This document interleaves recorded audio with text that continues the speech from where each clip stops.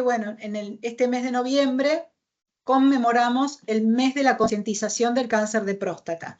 Así que, como les dije antes, desde Recursos Humanos, en conjunto con el Departamento Médico, vamos a tratar de siempre poder conmemorar la concientización de los diferentes tumores.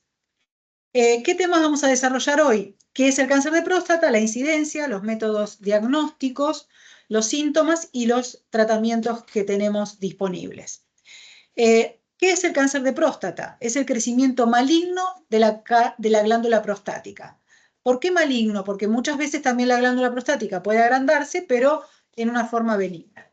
Como les decía recién, en fases avanzadas, las células neoplásicas, que son las células oncológicas, se diseminan a ciertos sitios distantes a través de los vasos linfáticos y de los vasos sanguíneos que pueden tener la capacidad de invadir otros órganos.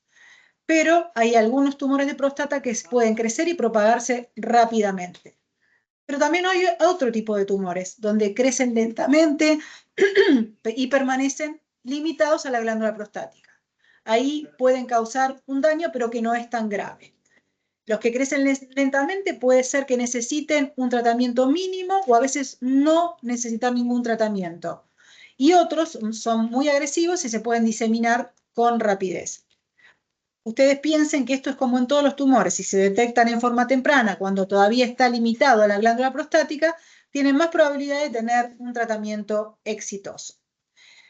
Piensen en esto, así como la otra vez hablábamos de mama, aproximadamente 1 de cada 8 hombres será diagnosticado con cáncer de próstata en el transcurso de su vida.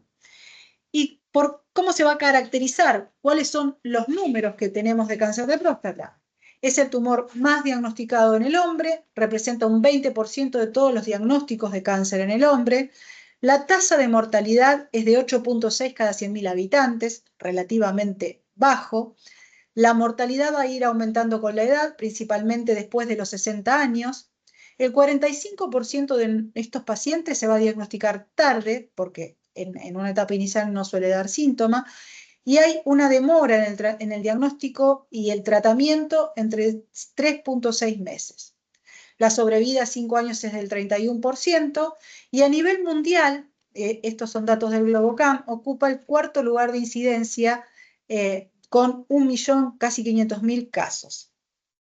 Y fíjense que el 15% aproximadamente se encuentra en Latinoamérica. Ahora hablemos de Argentina. Se diagnostican por año casi 11.700 tumores nuevos en el país. Y fíjense, nosotros siempre tomamos como referencias tanto la sociedad americana como la europea. Los últimos datos que tenemos de la American Cancer Society es que tienen esta estadística, que la supervivencia, para que se den una idea de lo que es un tumor diagnosticado a tiempo en fases tempranas, a 5 años el 98% de esos pacientes están vivos. Por eso la importancia de tener conciencia sobre el diagnóstico de este tumor. ¿Cuáles serían los factores de riesgo que tenemos? Si bien no se conocen las causas que originan el cáncer de próstata, existen algunos factores de riesgo que son importantes en su desarrollo. La edad es el principal factor de riesgo. Es una enfermedad que es poco frecuente en los varones menores de 50 años, pero las probabilidades aumentan a medida que se va avanzando en la edad. Alrededor de 6 a 10 casos se detectan en hombres mayores de 65 años, y si hay antecedentes familiares, como un hermano, un padre, que tuvieran esta enfermedad, también hay riesgo. Y esto, que es más nuevo, hay un 10% de los pacientes con cáncer de próstata que puede ser por una predisposición genética o hereditaria. Esto es algo muy nuevo, tendrá 2 o 3 años, donde hay una relación entre las pacientes con cáncer de mama, cáncer de próstata y cáncer de páncreas. O sea que siempre que hay un diagnóstico en la familia con este tipo de tumores, hay que hacer más prevención o de una edad más temprana, porque se vio que hay mucha relación, un 10%. Ahora bien, si nos ponemos a pensar en los síntomas, hay veces que un tumor tarda en diagnosticarse entre que se diagnostica y muere alrededor de 15 o 20 años. En la etapa inicial es un tumor que no va a causar síntomas, como les dije recién, pero en tumores de próstata más avanzados puede haber síntomas como problemas para orinar, disminución del flujo urinario, o sea que puede estar lento o debilitado, necesidad de orinar con más frecuencia, especialmente de noche, puede haber sangre en la orina o en el semen, dificultad para lograr una erección, o sea, una disfunción eréctil, y en etapas más avanzadas puede debutar con dolor de espalda, o sea, dolor en la columna vertebral o en las costillas, porque son áreas en las que hay más predisposición en este tumor para propagarse a los huesos. También puede haber debilidad o adormecimiento de las piernas o de los pies, porque hay una compresión del flujo vascular en las piernas, y también puede haber una pérdida de control de la vejiga o de los intestinos debido a que el tumor puede estar comprimiendo la médula espinal. Obviamente estamos hablando de esto en etapas más avanzadas, cuando ya el tumor se ha ido de la próstata.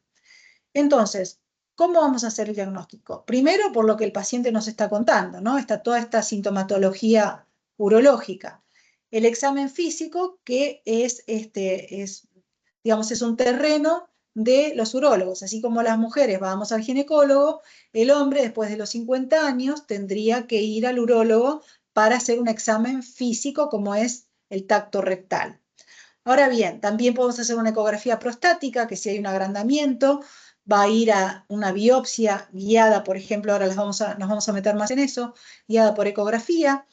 Hay algo que es más fácil, que es la determinación del antígeno prostático específico, que se llama PSA, que se mide en sangre, que sin necesidad de ir al urólogo, si tenemos un clínico avesado, tiene que hacer este control todos los años en un paciente después de los 50 años. Yo lo hago antes, pero estoy un poco deformada por la especialidad, y estudios de complejidad que van a ir según el requerimiento. Y vamos a tener algo que es más nuevo, que es la resonancia magnética nuclear multiparamétrica, que es algo que hoy por hoy todos los urólogos están pidiendo.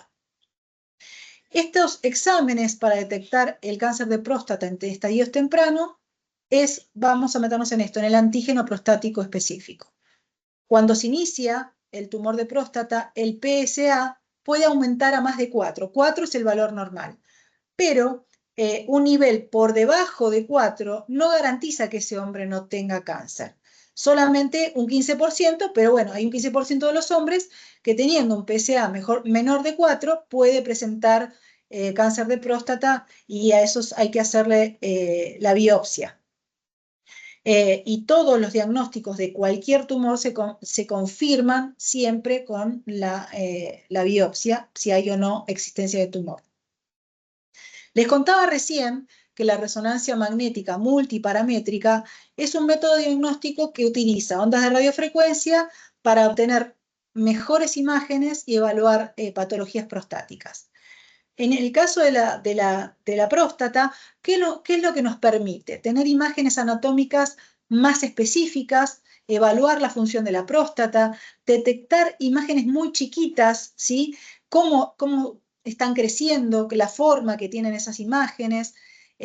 También puede hacer un diagnóstico diferenciales, si es una prostatitis crónica o si es una alteración benigna de la próstata. Y es un método diagnóstico que se realiza entre 40 y 30 minutos, pero hoy por hoy lo están recomendando mucho los urólogos. Y va a tener una clasificación imagenológica que, así como si ustedes recuerdan lo que dijimos del BIRADS en el cáncer de mama, vamos a tener que en esta clasificación con la resonancia multiparamétrica vamos a tener esta clasificación que se llama BIRADS, donde el 1 es de muy bajo riesgo hasta el 4 o el 5, que son BIRADS altos, donde están indicando que hay que hacer una biopsia. ¿Cómo son las biopsias? Bueno, esta biopsia, que se llama por fusión, es una biopsia que no está, digamos, cubierta por las obras sociales, porque es muy cara, y bueno, aquí los urólogos la proponen. ¿Por qué?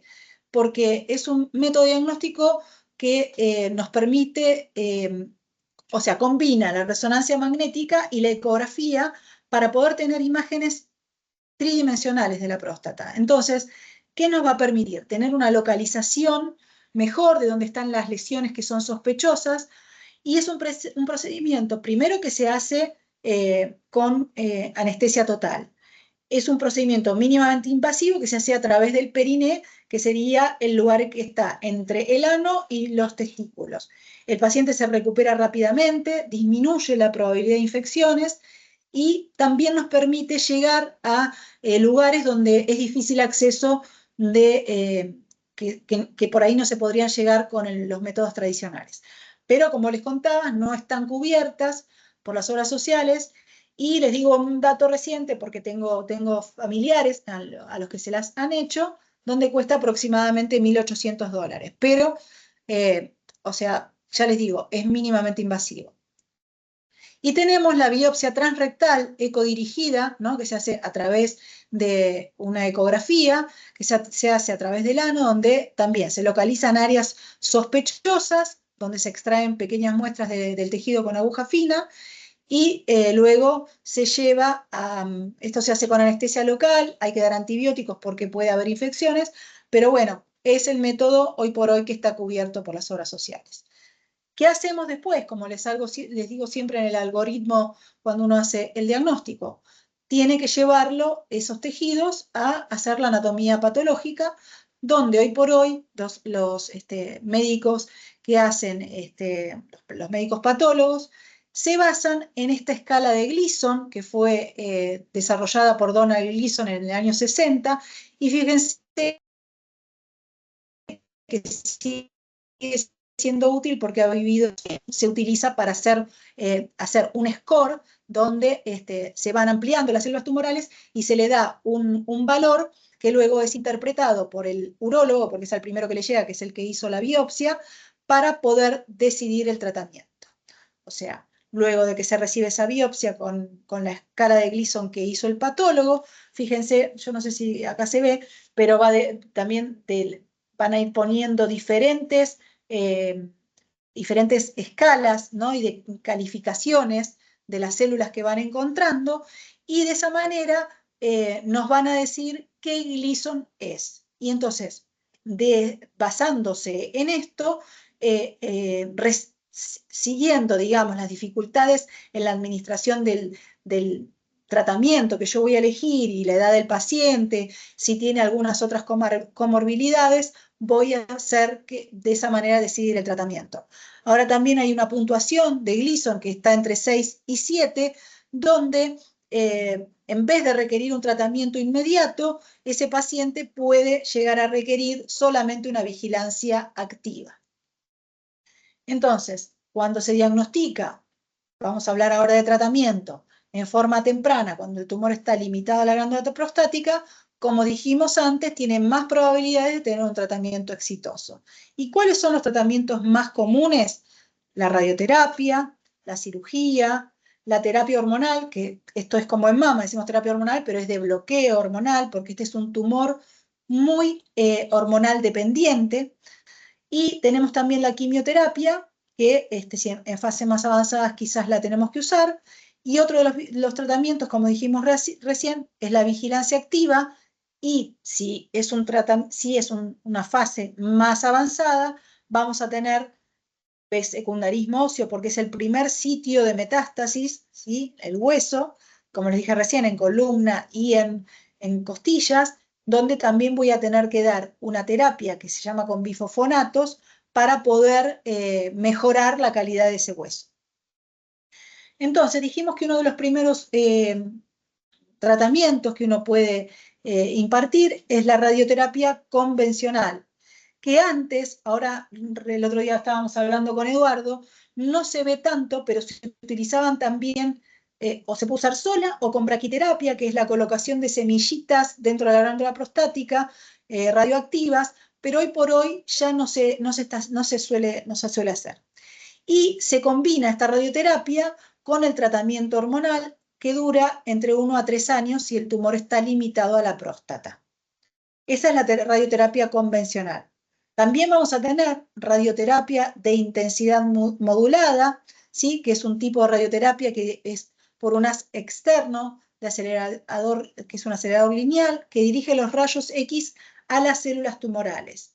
Es un tratamiento ambulatorio y no doloroso, no toca el cuerpo del paciente, o sea, por eso hay hay una seguridad mayor de que no se expongan los tejidos circundantes, ¿sí?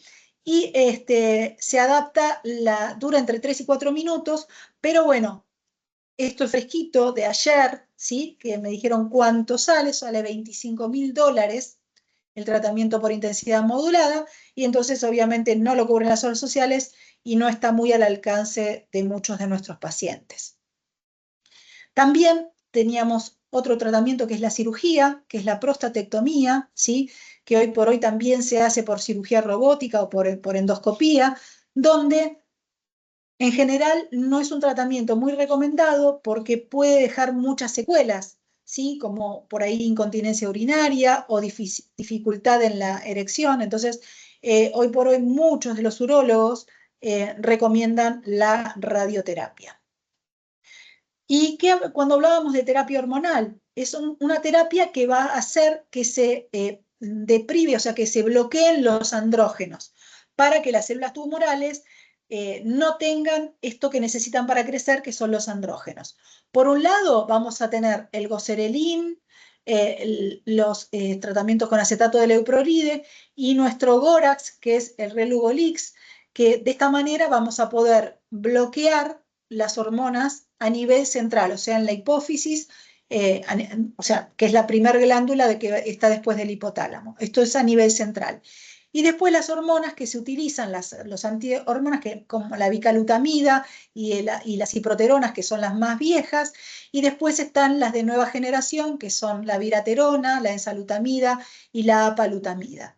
Todas estas, y hay algún par más, que se tratan como, digamos, para prevenir, bloqueando los andrógenos, y que obviamente van a tener su consecuencia en los tratamientos, digamos, en los síntomas que puedan ser de origen sexual y bueno, y también a nivel óseo, ¿sí? Vamos a tener que dar un complemento, siempre vamos a tener que tener en cuenta al paciente en su integridad. Ahora bien, si el tumor ha ido a otras células, ha viajado por las células, como les dije en un principio, y va a ir a impactar a otros órganos, como el hueso o el hígado o el pulmón, ahí vamos a tener que decidir hacer quimioterapia. Dos de los quimioterápicos más elegidos para tratar esta patología es el docetaxel y el cabazitaxel, que fíjense que también lo tenemos acá dentro de la compañía. También existen otros tratamientos, ¿sí? Como dijimos antes, la terapia que es la vigilancia activa, donde uno no hace nada, solamente vigila al paciente dosando el antígeno prostático específico, quizás 2 veces en el año.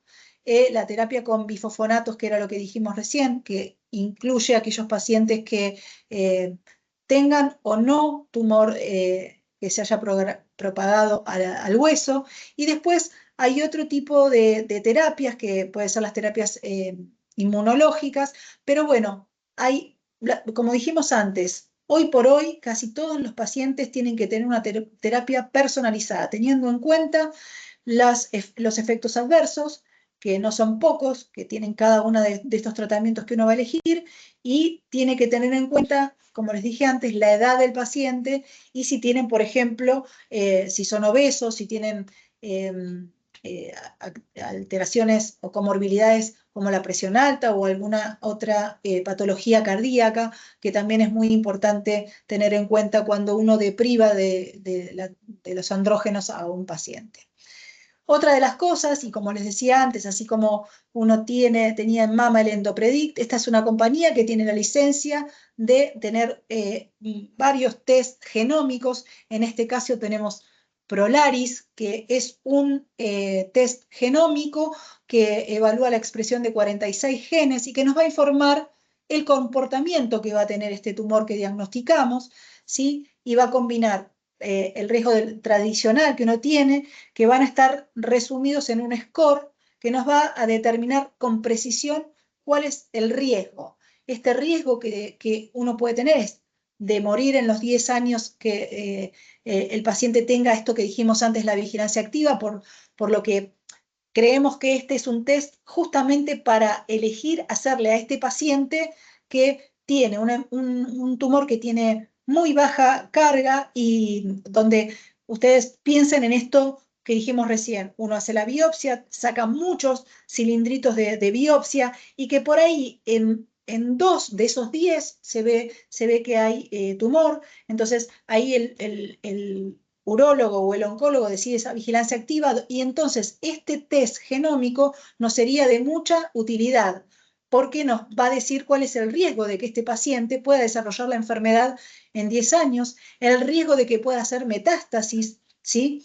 En 10 años, y el riesgo también de metástasis si se le agrega terapia de privación de andrógenos a este paciente. Entonces, es importante, es un test muy importante, pero también tenemos el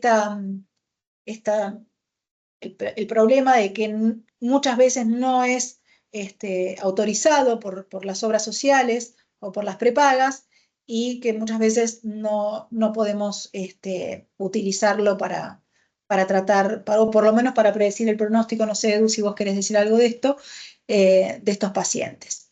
Así que, como siempre les decimos, ahora a los varoncitos, que es importante hacerse los controles para que uno pueda diagnosticar en forma temprana si es que tiene el tumor y que se pueda hacer un tratamiento mínimamente invasivo o ya, como les dije antes, una vigilancia activa y que de esta manera podamos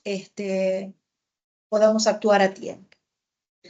Esto es lo que les quería contar y también estamos acá, Eduardo y yo, como para responder a aquellas inquietudes que ustedes tengan sobre lo que acabamos de tratar de resumir, como para que tengan un pantallazo de lo que tienen que saber de este tumor y de la prevención sobre todo. Yo tengo ¿Alguien una quiere hacer alguna pregunta? Sí. Ay, sí, alguien levantó la mano. No, está bien, pero pregunta vos primero, no hay problema. Gracias. ¿Cómo escoge el médico en base a especificidad, precio? ¿Cuál es un poco la categorización en que él decide usar tal o cual terapia hormonal? Porque vi que habían varias. Entonces, Sí. ¿qué es en qué se fija el médico para poder hacer esta elección? Un poco para ver cómo uno coloca Górax, digamos. ¿Cuál es Tu pregunta es muy marketinera en este momento. ¿No? Te lo voy a contestar porque es lo que hacemos todos los días. Por ahí no sería justamente para esta charla que es más de concientización, pero bueno, digamos, todo depende de cómo lo tenga uno aprobado en su país. Acá nosotros en la Argentina lo tenemos aprobado Górax, que es una terapia de inhibición a nivel central para que los demás lo entiendan, ¿no? Porque no nos vamos a poner a hablar ahora de los diferentes mecanismos. Está autorizado para enfermedad avanzada, ¿sí? A diferencia del goserelin o el acetato de leuprolide, que, bueno, es de primera elección, digamos, más el acetato de leuprolide, cuando uno recién lo tiene diagnosticado, porque, digamos, hay muchas copias, entonces es más barato para las prepagas o para las obras sociales. Entonces, por eso, en pacientes que están recién diagnosticados van a elegir tanto el acetato de leuprolide como el goserelin y no eligen Relugolix, que es el Górax nuestro de la compañía. Lo eligen en este caso sí, primero por aprobación y segundo por económico, a nivel económico. y ya cuando llega a un estadio avanzado, ya es donde ahí pueden ellos utilizar Górax, ¿no? Y claro, porque todo depende Es como la del label opción. con el que sale la aprobación en cada país, ¿no? Si nos decís a nosotros, voy a hablar por mi compañero también, para nosotros sería ideal que todos los pacientes puedan recibir Górax o Relugolix, vamos a hablar con nombre de la molécula, ¿Por qué? Porque los efectos adversos son muchísimo menos, porque no tienen efectos cardiovasculares, porque se le puede dar a un paciente que esté gordito, porque así como rápidamente se produce la castración química, que sería lo mejor que le puede pasar al paciente, enseguida bloquear, conseguir la castración, porque entonces las células dejan de enloquecerse y dejan de tener la posibilidad de ir a invadir otros órganos. Entonces, por todas esas cosas uno elegiría nuestra molécula, pero lamentablemente nos tenemos que adaptar a lo que cada país apruebe bueno, y que así nos limita a los médicos la posibilidad. O sea, uno si bien tiene que hacer el tratamiento en forma personalizada, porque depende de la edad, de las comorbilidades, como dije recién, de lo que tiene el paciente, también está limitado eh, por quiénes son los pagadores, ¿no? Y la aprobación, por supuesto, de cada ente regulatorio, ¿no? Perfecto, muchas gracias. Por nada. Hola, ¿qué tal? ¿Cómo estás? Yo te quería hacer Hola, una pregunta. ¿cómo no? Respecto a la parte de, bueno, genética, ¿no? Hereditaria. ¿Qué es qué alteraciones son las que se suelen buscar? O sea, ¿hay algún oncogen que esté siempre relacionado o algún gen supresor de tumores que esté siempre más o menos relacionado? Bueno, ¿qué es lo que se busca La, en general? la relación genética en este momento, no sé cuál es el oncogen, pero lo que se detectó es esto, que todos aquellos tumores que tengan que ver con la alteración glandular, llámese páncreas, mama y próstata, tienen una relación. Por ejemplo, hoy por hoy, uno cuando le hace la anamnesis, que es estas preguntas que uno le hace a un paciente cuando llega. Antes le preguntaba, ¿antecedentes tumorales en tu familia? Bueno, cáncer de mama. Si es un hombre, ¿qué me importa? Pero hoy por hoy lo tenemos que tener en cuenta para que tomen precauciones y hagan los estudios en forma más temprana. Así como hablábamos del BSRA, sí, que también puede estar mutado en un paciente con próstata, si es eso lo que me preguntás, ¿qué gen puede ser el Sí, BCRA? ¿Sí? sí, El BRCA, justamente que me había se lo conoce así, el BRCA, me había llamado la atención que habías dicho justamente eso, que estaba relacionado con varios tipos de de tumorales, entonces tumores. por eso que debe haber ahí un oncogen relacionado, o bueno, un gen El supresor de BCRA tumores. sí, El el BCRA BCRA, sí. claro, Lo que ok. pasa es que vos pensá en esto. Yo tengo un paciente o sea, que se diagnostica, suponte su mamá con cáncer de mama, y vos decís, uy, yo estaré en riesgo. Si vos querés ir a hacerte el BCRA, no te lo va a cubrir la obra social, porque las obras sociales solamente cubren test genómicos a las personas que están enfermas. Obviamente, si vos lo podés pagar, por supuesto que podés hacértelo, ¿sí? En general, lo que se propone es una consulta con el genetista, ¿sí? Donde uno le cuenta absolutamente todo y entonces el genetista va a ser el que decida si vos vas a hacer un panel genómico dirigido, ponerle solamente al BCRA, o si te va a hacer un panel genómico más grande en donde pueda detectar más enfermedades. ¿Sí? Hoy por hoy las obras sociales y las prepagas están muy pero muy exigentes en que uno no pida test genómicos sin una razón concreta. Entonces, por eso tiene que venir pedido del genetista. Pero sí, hay, como te dije recién, hay una relación entre estos tres tumores en donde uno tiene que tener un poco más de alerta. ¿Sí? Por ejemplo, a mí me ha pasado, yo me dedico mucho más a mama, que preguntando, indagando en mis pacientes, por ejemplo, madre y hermano fallecidos de cáncer de páncreas. Entonces uno ya empieza a alertarse cada vez más, sobre todo por la descendencia también, no solamente por la línea ascendente, sino por la descendente. No sé si contesté tu pregunta. Sí, muchas gracias, Gloria. No, por nada, por nada. A ver, quiero escuchar a los varoncitos, ¿no? De más de 50, a ver si van al urólogo, si se hacen el PCA. A ver, Matías, acá lo tengo, Matías. Mati. Hola Gloria, ¿cómo estás? Muchas Hola. gracias por la charla. No, por Bueno, favor, yo menos de 50, pero igual te pregunto.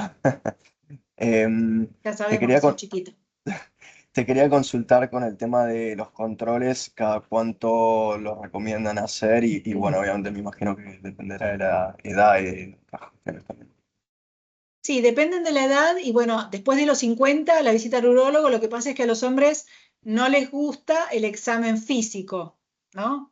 Que no quiero, acá me está mirando Lali, no lo digas, Gloria, no lo digas. Bueno, ya saben cómo El es, tacto ya rectal, saben, quiere. es el tacto rectal, ahí que no sé quién fue el que me ayudó, el tacto rectal. Entonces, Acá yo. pero, ¿saben qué, chicos? Es como que esto de la resonancia multiparamétrica ha hecho que los urólogos se vuelvan más, con una visita, no lo sabe mucha gente, pero que los hombres quieran ir más. ¿Por qué no? Por ahí no le hacen el tacto rectal, porque obviamente es como cuando viene una paciente y yo le palpo las mamas. Mis dedos no van a poder detectar un tumor indetectable, ¿no? Que lo puede detectar una mamografía o una ecografía mamaria. Entonces, al ir, o sea, lo ideal es que vayan una vez en el año y que se hagan el PSA. O que si son menores o sea, que están entre los 40 y los 50, no cuesta nada, porque en el mismo examen que yo analizo la glucemia, no sé, los triglicéridos y demás, pido PSA. Y hay veces, ya les digo, son muy pocos los hombres menores de 50 años. Tenemos que la edad de mayor pico es los 65 años. Pero después de los 40 años, un clínico no le cuesta nada pedir un PSA, una vez al año. Con eso alcanza. Perfecto, gracias. Por nada. Te hago una consulta, Gloria. ¿Cómo no? Joaquín habla. ¿Cómo anda? ¿Qué Joaquín. tal? Te hago una consulta. Normalmente en el hombre, el tema del agrandamiento de la próstata es algo normal, o sea, ¿no? ¿No es Sí, cierto? O sea, sí. a medida que el hombre crece, la próstata crece también. Sí. Esto me Sí, por eso. imagino que va a generar de alguna manera alguna de las De los síntomas. de los síntomas que vos enumeraste en una de las diapositivas, ¿no es cierto? Sí, O sí. sea, eso no quiere decir que no sea ni malo ni bueno, simplemente es algo natural del crecimiento de la próstata, algo del crecimiento de la persona. Lo que vos estás mencionando, lo que sí hay que empezar a controlar es si es maligno o benigno, o si de alguna manera uno tiene tendencia a tener un cáncer maligno, entiendo yo, un A cáncer. ver, mira. Porque digo, Sí. perdóname, Gloria, porque me No, no, imagino no. que todos los hombres de más de 40 y pico, 50, empiezan a tener algún síntoma relacionado a, no sé, tal vez alguno de los que enumeraste, ¿no? Sin ser Sí, catastróficos, ir a sangre en sí, orina. O sea, sí, lo que tiene que ver con lo más leve. ¿Puede sí. ser? Sí, el tema es así, viste que cuando yo empecé la charla dije que que el cáncer de próstata es un agrandamiento maligno, pero que también está el agrandamiento benigno, que la mayoría de los hombres de más de 60 años, te diría, comienzan a tener, que es una hiperplasia prostática benigna. ¿Qué pasa? Aumenta el tamaño de la próstata y al aumentar el tamaño de la próstata va a dar toda esta sintomatología porque va a ir a apretar la vejiga, entonces voy a tener una necesidad de ir a orinar más frecuentemente, va a disminuir el chorro miccional, también voy a tener dificultades para ir de cuerpo, pero eso no significa que el paciente tenga un cáncer de próstata. Ok.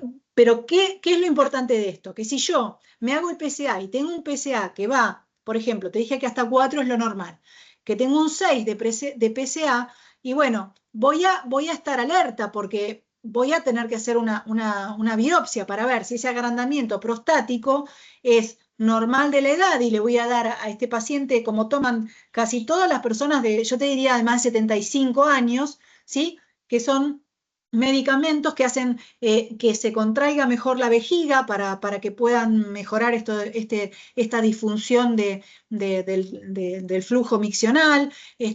O sea, voy a tratar de mejorar los síntomas de esa hiperplasia benigna. Sí, no hay hombre que se libere de eso, Ok. pero vos fijate cuál es la frecuencia, ¿no? Es 1 de cada 9 hombres. Entonces, Claro. por eso es tan importante y estamos hablando de que tenemos que prestar atención. Y vos fíjate que con un simple PSA, ¿sí? Que un antígeno prostático específico, perdón, uno ya puede tener signos de alarma. Bien. Pero sí, Bien. necesariamente no va a tener tumor, sí puede tener una hiperplasia prostática benigna, Ok. obviamente. Perfecto. Perfecto, gracias. Bueno, Igual y vos yo sos muy joven. aprovecho a agradecerte, Gloria, que la verdad que estamos iniciamos en Barifarma una serie de charlas que lo que está buscando justamente es acompañar a los que trabajamos en Barifarma en todo esto de la prevención, del cuidado, ¿no? Y no solo acompañar a los pacientes que tiene Barifarma hacia afuera. Creo que es bueno, por lo menos es lo que proponemos, ¿no? Empezar a cuidar un poco más a los que trabajamos en el laboratorio. Así que agradezco justamente toda esta nueva tendencia al departamento médico, bueno, a Eduardo, a vos, a todos los que están en el área médica, y bueno, y la intención es seguir avanzando, así que buenísimo. Muchas gracias. Nosotros le comentaba a Lali cuando nos conocimos que tanto Eduardo como yo estamos muy acostumbrados a esto y la verdad que nos encanta porque todos somos compañeros acá y nos gusta que estén capacitados, que sepan, que se concienticen, porque si bien nosotros somos oncólogos y nos gusta tratar el cáncer de próstata o o cualquier tipo de tumor, no hay nada mejor que la prevención y poder decirle a un paciente que estamos a tiempo y que va a ser mínimamente invasivo lo que hagamos. Pero todo esto viene de la mano que si hubo antes una concientización y una buena prevención, no se llegue a estadios avanzados. Entonces, me parece que esta iniciativa de parte de ustedes está muy buena y nosotros los vamos a acompañar en todo lo que podamos, que nos permitan, ¿no? Excelente, buenísimo. Gracias. No, por favor. ¿Alguna pregunta más, chicos? Bueno, espero que les haya servido y ya saben acá dónde encontrarnos como para poder evacuar cualquier duda que tengan. Muchas gracias.